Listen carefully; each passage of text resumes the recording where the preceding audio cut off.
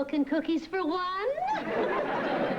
But, Mrs. Banks, what about the rule against food in the room? Oh, that's a ridiculous rule that can easily be changed. That is, if a certain person is chosen head mistress. Now, that's just between you and me. And any other girls you'd like to tell. Here, have a cookie. It's an old family recipe. It's an Oreo. So, it's the Oreo family recipe. Thanks, just the same, Mrs. Banks, but I have to study for the Shakespeare test tomorrow. Oh, darling person, there's so much more to life than books. Well, what about the test? The test? What test? You can take that any time, or maybe never. Whatever my girls want is all right with me. Really, Mrs. Banks? Call me Mom. We don't have to take the test if we don't want to? I can't believe it. Would a mother lie? Sissy, ma petite, votre coiffure. C'est magnifique. Merci, mademoiselle Cascade. Et merci bien pour le parfum. C'était un plaisir, chérie. Dorothy. Oh, if it isn't Madame Cathcart. Fancy seeing vous. I was just helping Sissy with a new Parisian coiffure. The old French twist, eh? Well, what do you call this? Nothing says lovin' like something from the oven. Give me that cookie. It's just bringing cookies and milk to my girls and nothing more.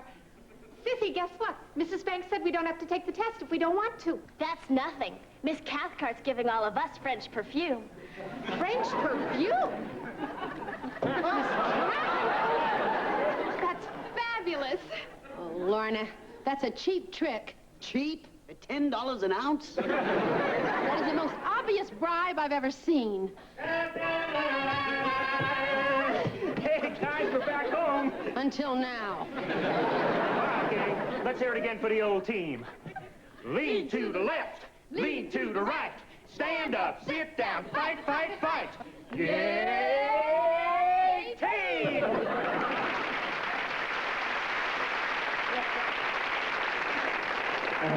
Wow, pennants and everything. Yeah, we sure had some fun, eh, girls? You bet, Uncle Jack. That's what she said, Mom. What's the matter, Mom? Getting hard of hearing? Mom, Uncle Jack, I smell a couple of rats. It's probably your cheap perfume.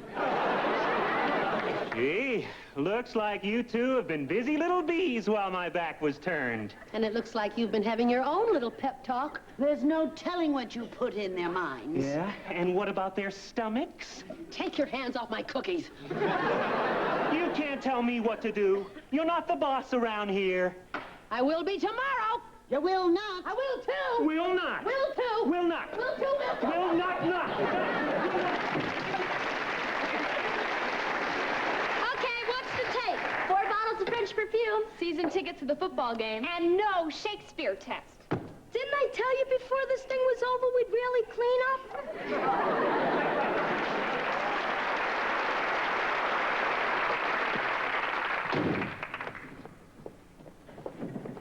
Hello, Frankie. Have you seen my mother, Hannah Huntley Foley? Yeah, once. That was enough.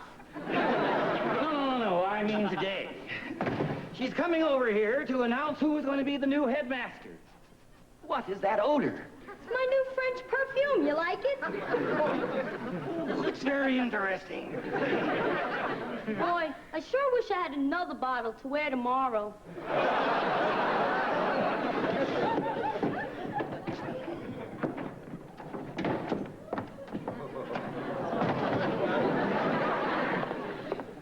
Hello? Anybody home?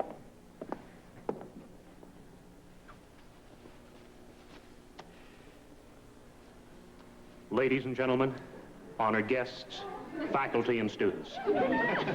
It is with deep humility that I accept the distinguished position of headmaster of Hannah Huntley School for Girls. My appointment to this esteemed position came as a total surprise to me. Hey, you know, A funny thing happened on the way to this inauguration. I heard two of the students talking, and one of the girls asked, "How was the exam?" And the other girl replied, "Well, the questions were easy, but I had trouble with the answers." But seriously, folks, we are all going to miss the esteemed educator, the great Burton Foley.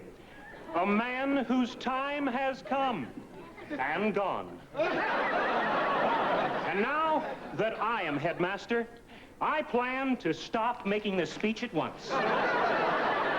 Really, Mr. Landis, you might at least have waited until the body was cold. I'm sorry, Mr. Foley. I guess I got carried away. No need to apologize, Mr. Landis. We both care about Hannah Huntley. We're both ambitious, and we both have the same tailor.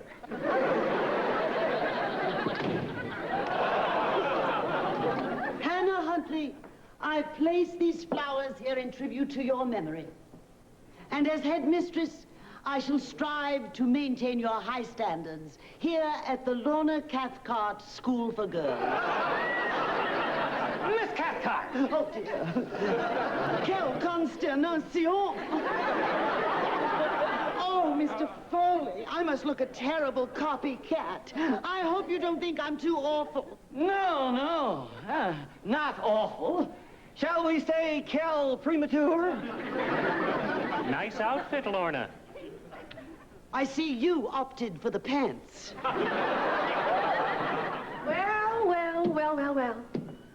If it isn't the Johnny Man Singers. Oh, Mrs. Banks, may I compliment you on not being a part of this spectacle? What's the matter? Didn't Brooks Brothers carry the blazer in your size?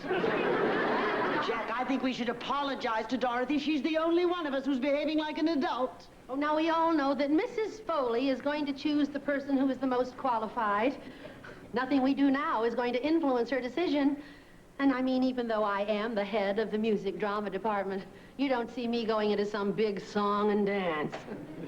Mrs. Foley. Oh, Mother, I've been looking all over for you. Well, why didn't you look for me where I was, you incompetent ninny? Oh, Mrs. Foley, how nice to have you here. And now that we have you here, grab a seat.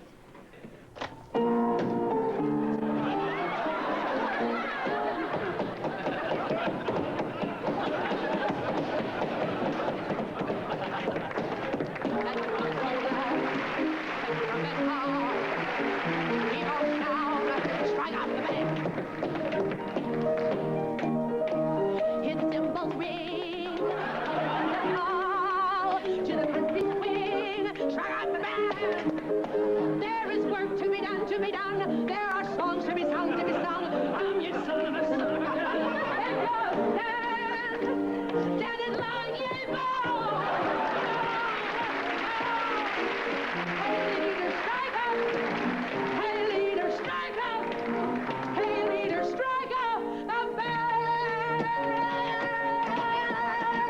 Yeah.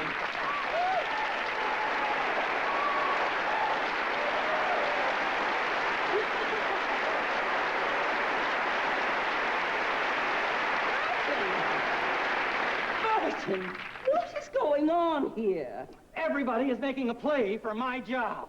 What on earth for? Because you're firing me. I would never fire you, boo-boo. Then whom are you firing? Elmo the gardener.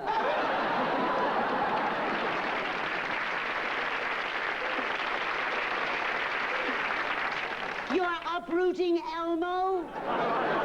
Absolutely. The man spreads more rumors than he does fertilizer. Gee, Dorothy, it's a good thing you didn't go into your song and dance. Then I am still the headmaster. That's right, Mr. Foley. You're still head boo-boo.